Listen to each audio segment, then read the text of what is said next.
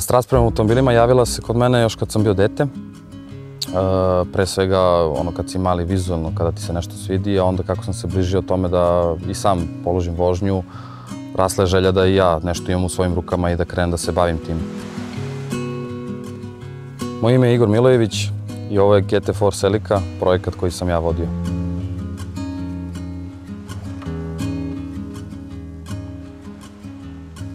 Namestilo se tako da sam preko posla upoznao čoveka koga sad već znam skoro 10 godina, koji deli istu strast kao ja prema kolima, prema autosportu pre svega i uglavnom naše interesovanje i moje njegovo se ne bazira na nekim automobilima, da kažem, koji su pretežno za ulicu, nego više na automobilima koji su imali ili imaju i dalje svoj udeo u reli šampionatu, kružnom šampionatu i tako dalje. Upravo iz tog razloga ovdje i predstavljam njegov automobil, pošto čovjek o kome se radi, moj prijatelj veliki, nije sa ovih prostora.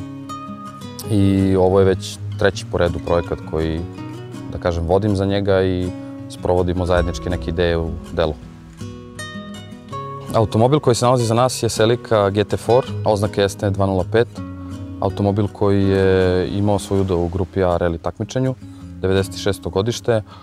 I odavno je postojala neka želja da se taj auto nabavi, ali ne pošto poto. Bitno je bilo da baza bude odgovarajuća, da u smislu da nije auto udaren, da nije truo i pre svega da nisu neke modifikacije bile, da kažem, pogrešno urađene, pre svega na interijeru, pošto je to vrlo teško danas naći da je auto čisto unutra i da spolje jednostavno izgleda pristojno, da nije sa nekim dodacima kako to zna da bude na nekoj drugoj sceni odrađeno.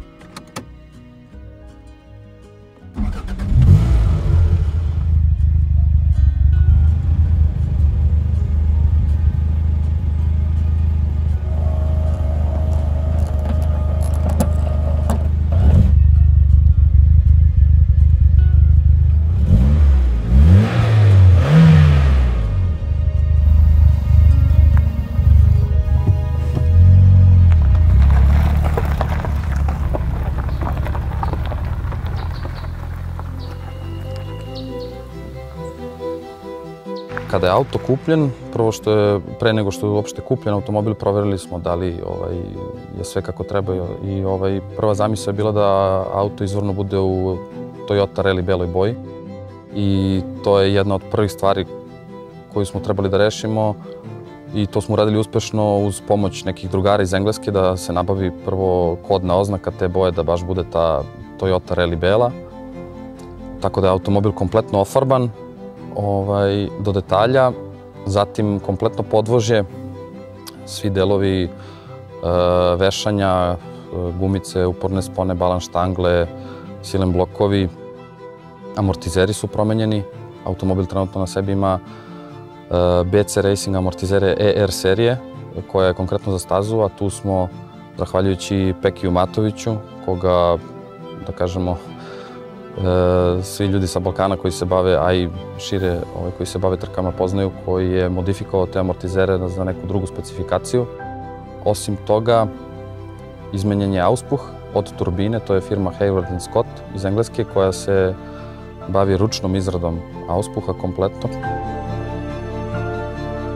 Zatim je promenjen katalizator, stavljen je trkački katalizator i zadnji lonac.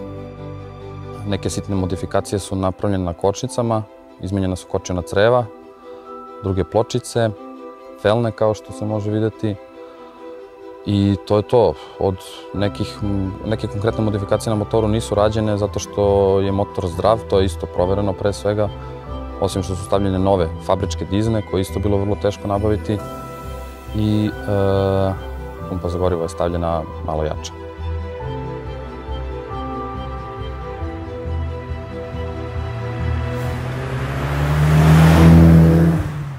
izazov je bilo nabaviti kompletne kedere za vrata, neke sitne stvari, dihtunge i ostalo. Zamenjeni su svi senzori, svi davači koji postoje. To je sve stavljeno novo, sva creva. Felne koje su na automobilu su OZ Rally Racing, 17 cola točkovi. Kompletan rally izgled automobila, to je bio jedan akcent na kome smo insistirali, je upotpunjen ovim, da kažem, zavesicama Mud Flaps, to su rally blatobrani.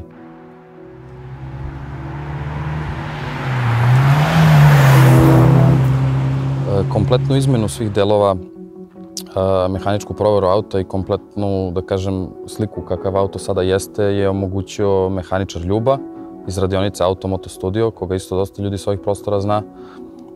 Zahvaljujući njemu stvarno auto izgleda kako izgleda i funkcioniše i sve radi, sve na mestu. Kao što sam i rekao, veliki izazov bio nabaviti sve delove, zato što se većina delova ne proizvodi više, tako da smo tu imali veliku pomoć iz Engleske, GT4 Play se zove prodavnica, oni su nam stvarno dostavili svašta. I zahvaljujući Pekiju Matoviću, koga sam već i naveo jednom u ovom videu, smo dobili to željeno ležanje na automobilu.